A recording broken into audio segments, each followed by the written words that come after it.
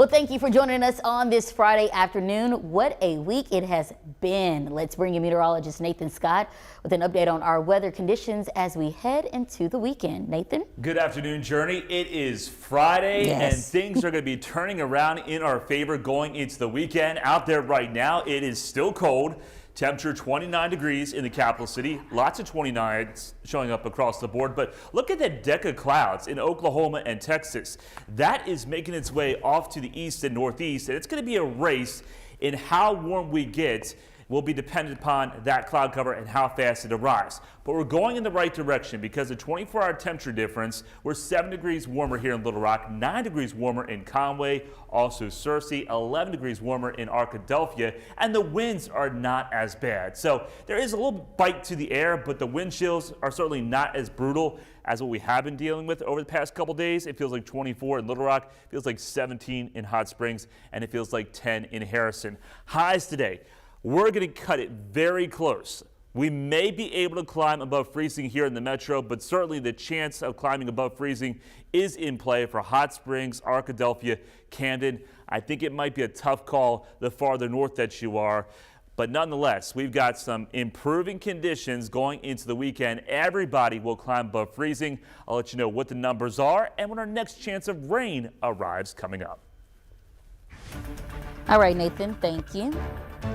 Well, new developments at the state capitol. Arkansas Governor Sarah Huckabee Sanders has approved new laws, each bringing major changes to education.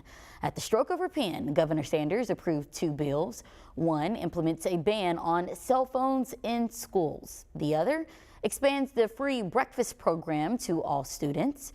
Governor Sanders had spoke about taking on such an action in January.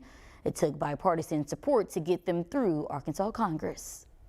It's going to help protect our children not only from a distraction-free environment in the classroom for academic performance, but also for the emotional intelligence. I want to thank my colleagues in the legislature for making sure, along with the governor, that we're going to take food insecurity in Arkansas from the bottom and we're going to go to the top. The governor insists more is to come from the legislative agenda. Eliminating the grocery tax and expanding access to higher education are among some of her key projects. Well, nitrogen hypoxia could be used as an alternative to lethal injection. That's the latest proposal from a bill circulating within the Arkansas Congress.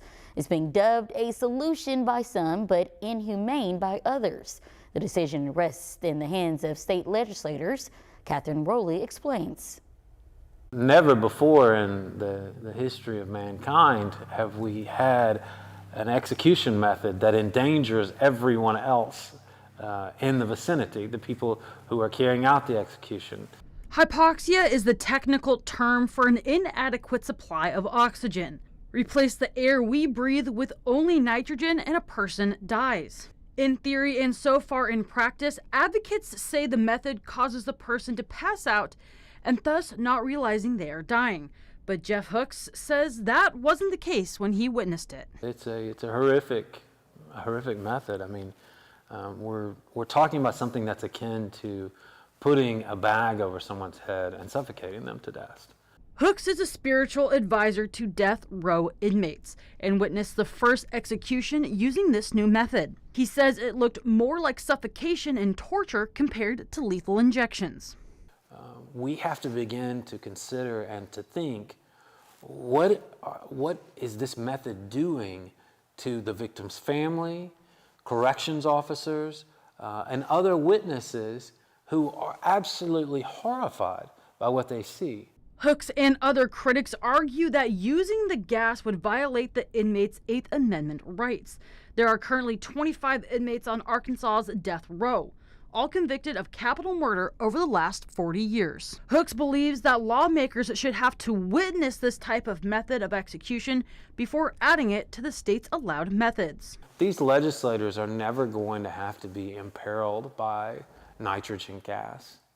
These legislators are never going to have to witness a nitrogen execution. They're never going to have to perform a nitrogen execution. While Reverend Hooks opposes the death penalty regardless, he believes there are more humane ways to do so. The state of Arkansas is better than this. The state of Arkansas is better than just torturing someone.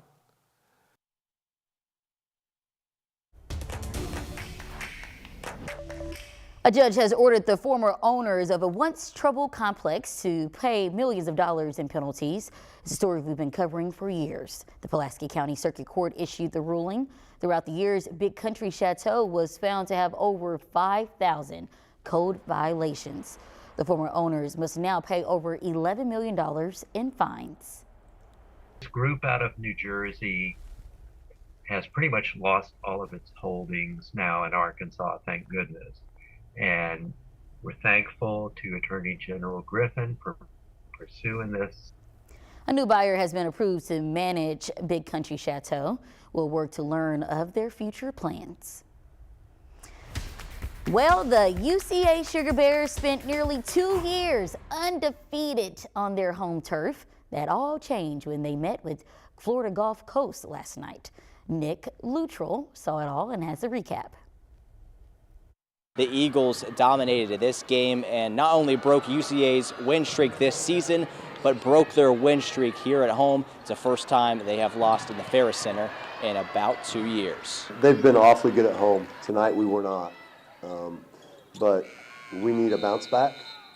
I know that tonight was tough, but they deserve that for themselves. Like they need to have their chins up, and they need to go be the team that they've become, which is a good one. And you heard Coach Kemper say it there. Yes, a tough loss for the Sugar Bears tonight, but not the end of the season. UCA has 3 games left in the regular season before the conference tournament begins here in a few weeks. For now, reporting from the Ferris Center, Nick Luttrell, THV 11 Sports. Well, just a minor setback for the UCA Sugar Bears. They'll have to bounce back quick. Tomorrow they take on West Georgia at 1 p.m. Sea otters once nearly went extinct, but they're making a comeback and it's beneficial for humans. This week's Feelgood Friday at 12:17.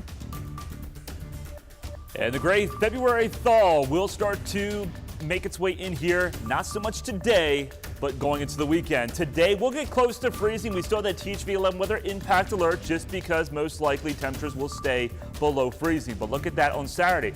Temperatures warm up to the mid-40s. We're into the 50s on Sunday, and we continue to climb going into next week. How high will we go? I'll have that answer coming up.